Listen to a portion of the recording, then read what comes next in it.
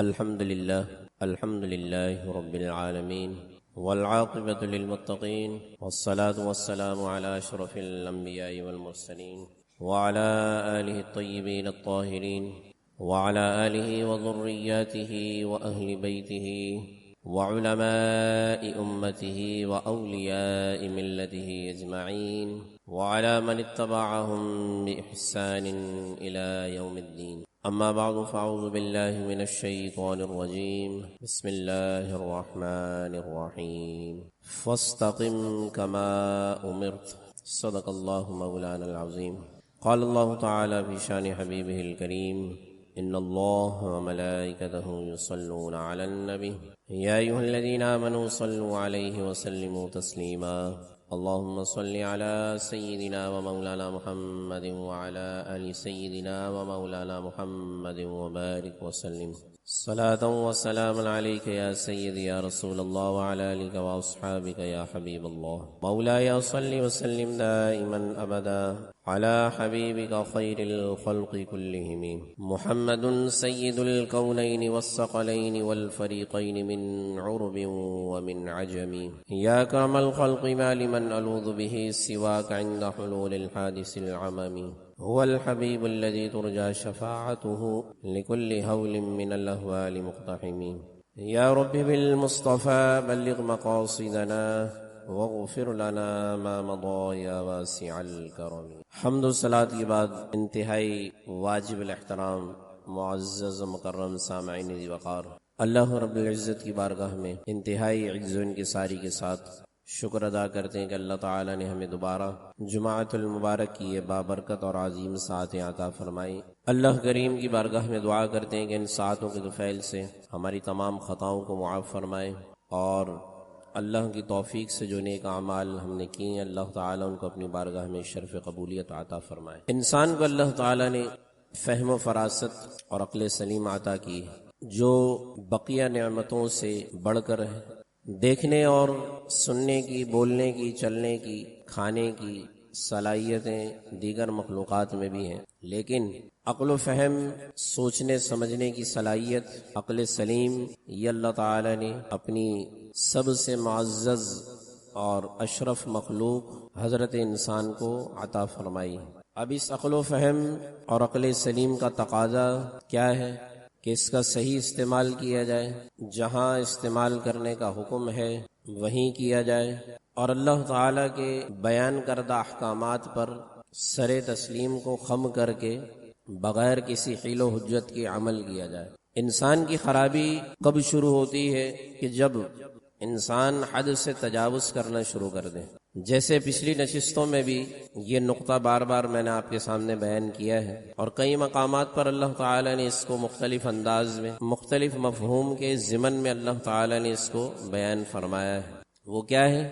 کہیں ارشاد فرمایا کہ وَمَن يَعْصِ اللَّهَ وَرَسُولَهُ وَيَتَعَدَّ حُدُودَهُ يُدْخِلْهُ نَارًا خَالِدًا فِيهَا، کہ جو بھی اللہ اور اس کے رسول صلی اللہ علیہ وآلہ وسلم کی نافرمانی کرے گا اور اللہ کی مقرر کردہ حد سے تجاوز کرے گا تو اس کا ٹھکانہ جہنم ہے. کہیں ارشاد فرمایا کہ تلک حدود اللہ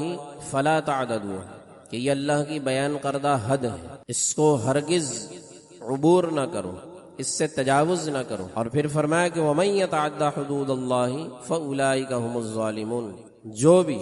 اللہ کی مقرر کردہ حد سے تجاوز کرے تو یاد رکھو وہی ظالم ہے، وہی ظالموں میں سے ہے. تو عقل سلیم اللہ نے ہمیں عطا کی، فہم و فراست، سوچنے اور سمجھنے کی صلاحیت اللہ نے ہمیں عطا کی. اب جب حد میں رہتے ہوئے انسان اپنی اس نعمت کو استعمال کرے، عقل سلیم کا استعمال کرے، تو یہ نعمت اس کے لیے نعمت ہے. لیکن جب انسان اس نعمت میں بھی حد سے تجاوز کرنا شروع کر دے تو پھر یہ نعمت اس کے لیے زحمت کا باعث بن جاتی. جیسے مثال کے طور پر کھانا دانتوں سے چبا کر حلق سے نیچے اتارنا، یہ اللہ کی ایک نعمت ہے کہ کھانا ہم چبا کر اور چھوٹے چھوٹے ٹکڑوں میں کر کے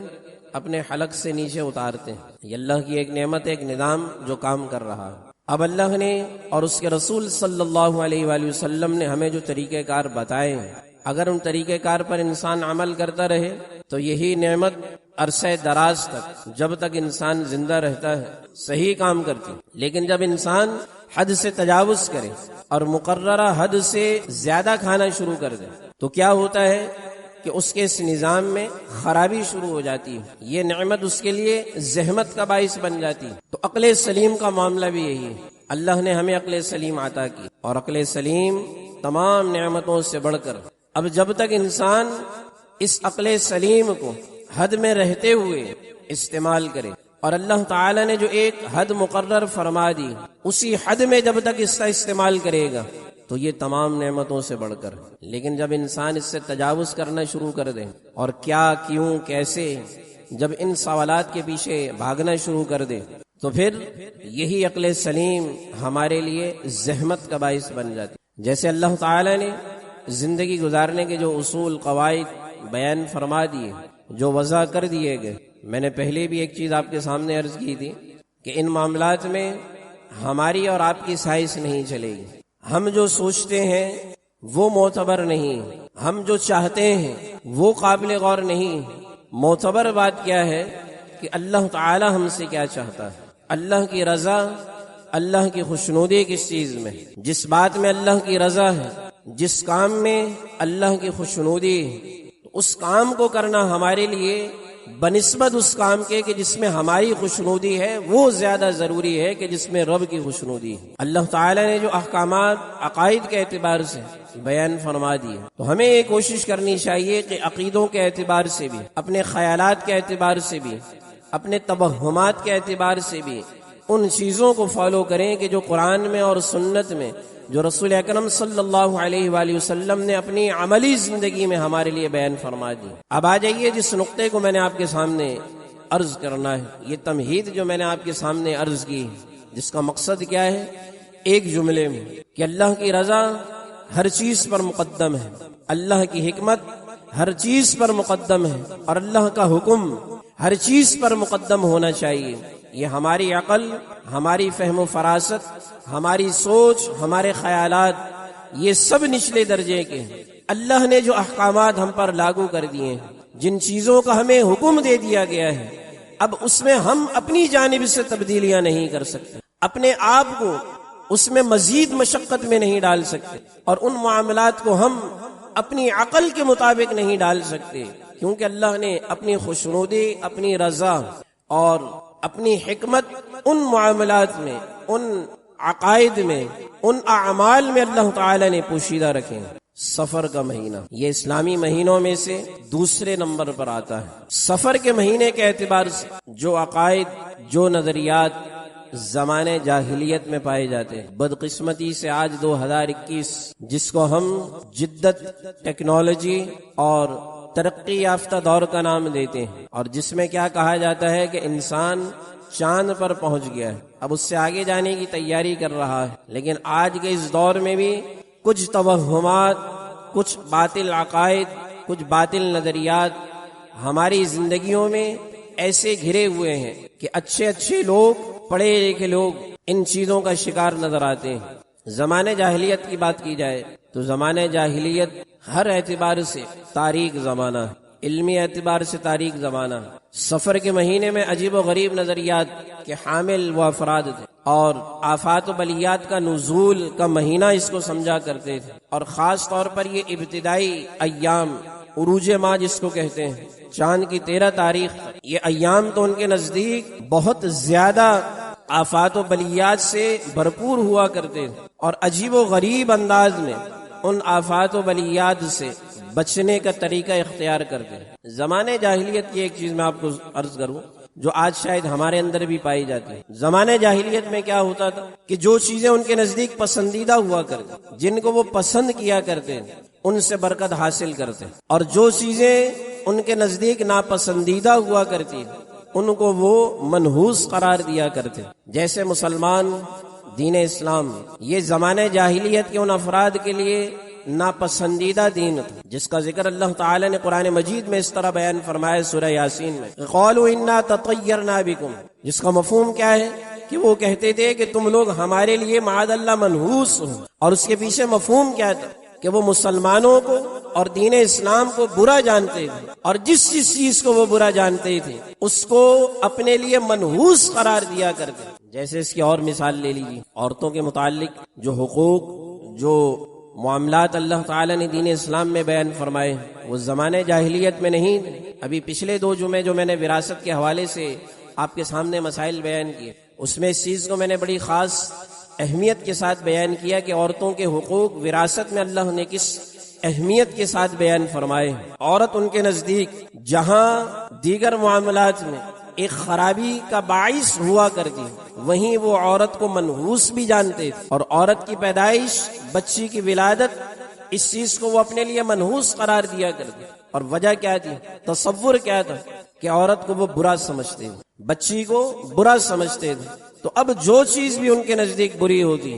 اس کو وہ اپنے لیے منحوس قرار دیتے، اور جو چیز ان کے لیے پسندیدہ ہوتی اس سے وہ برکتیں حاصل کیا کرتے. تو آج بھی زمانے جاہلیت کی کچھ چیزیں ہمارے اندر موجود ہیں. آج ہم کیا دیکھتے ہیں کہ ہمارے نزدیک جو دین اسلام کے احکامات آسان ہیں، جو ہمارے مزاج پر، ہماری طبیعت پر بڑے آسان ہوتے ہیں، تو ان کو ہم بڑی آسانی کے ساتھ اور شد و مد کے ساتھ ان پر عمل کرتے ہیں. لیکن جو احکامات، جو معاملات، جو اعمال ہماری ذات پر، ہمارے مزاج پر گراں ہوں، بھاری ہوں، تو وہ ہمارے نزدیک زیادہ اہمیت نہیں رکھتے. سنت کی بات کی جائے، اعمال صالحہ کی بات کی جائے، اخلاق حسنہ کی بات کی جائے،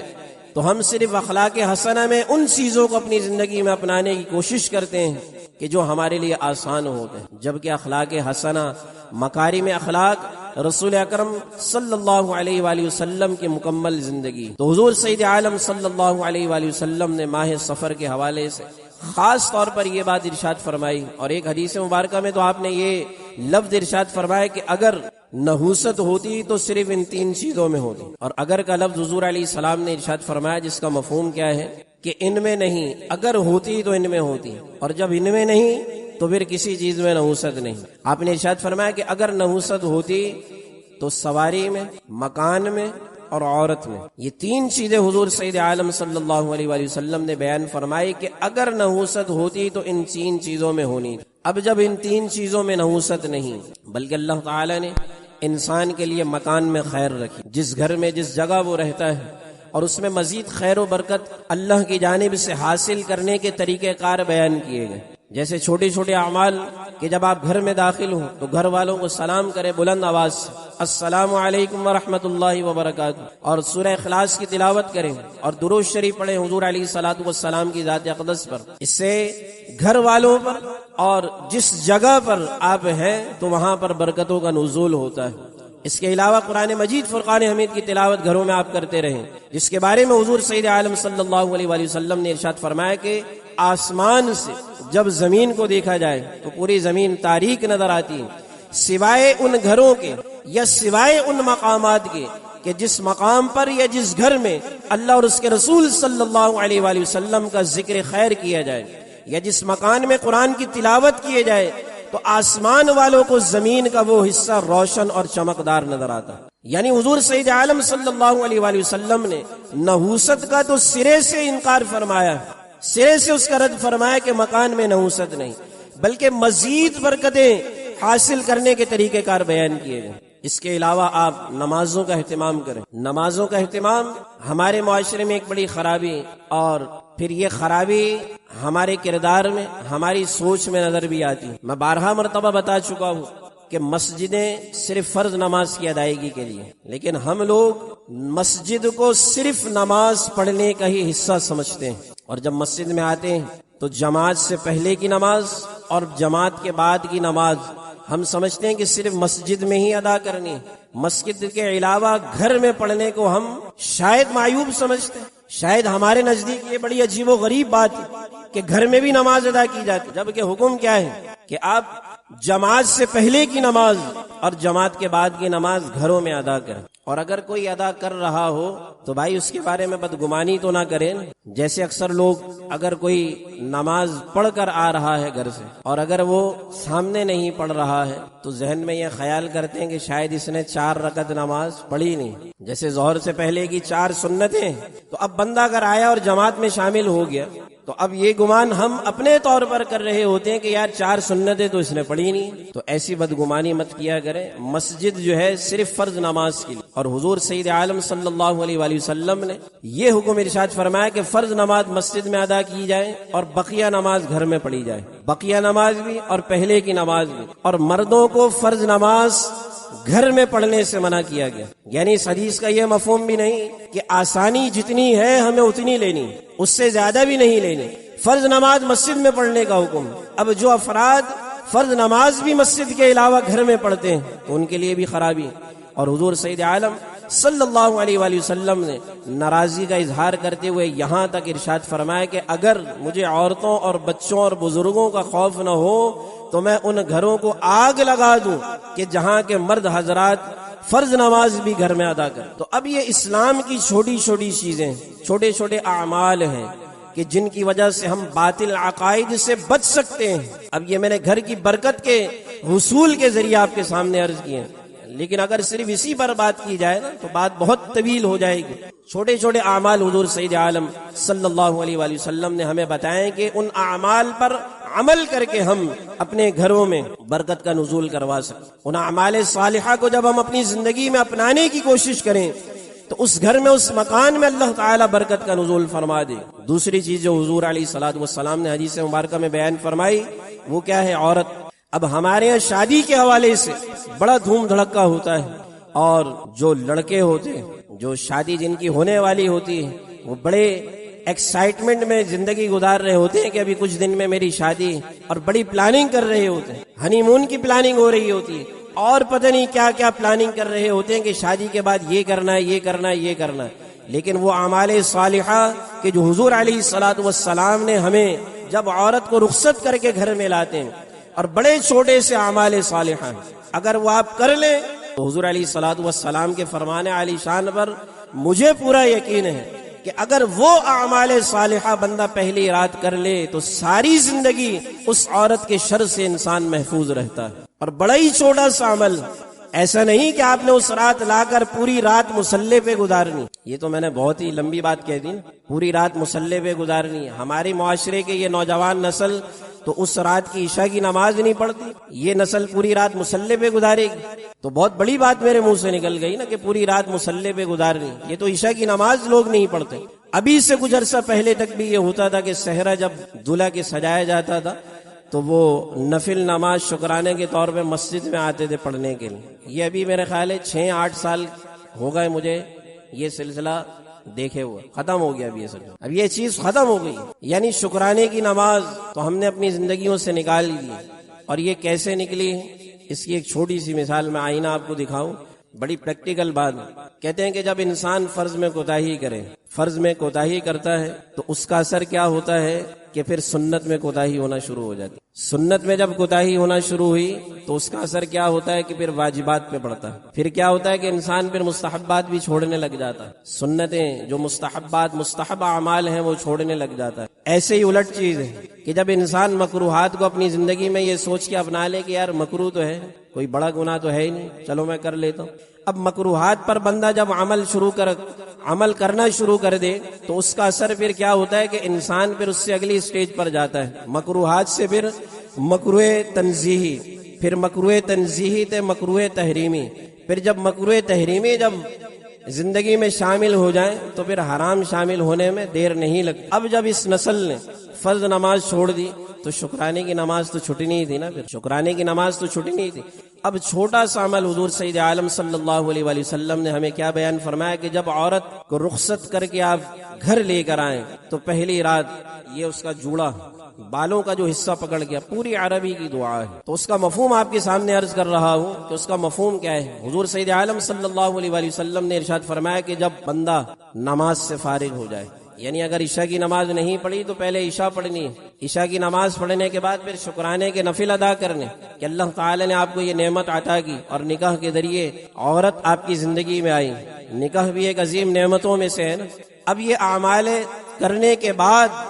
آپ دعا کریں گے اللہ کی بارگاہ میں، جس کا مفہوم کیا ہے کہ یا اللہ اس عورت میں جو تو نے خیر رکھی، خیر بھی ہوتی ہے نا، ہر بندے میں خیر بھی ہے شر بھی، یا اللہ اس عورت میں جو تو نے خیر رکھی ہے میں اور میرے گھر والے اس خیر کو طلب کرتے ہیں تیری بارگاہ کہ اللہ مجھے بھی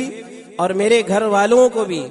وہ خیر عطا فرما کہ جو خیر تو نے اس عورت میں رکھی اور جو شر اس عورت میں ہے. یا اللہ میں بھی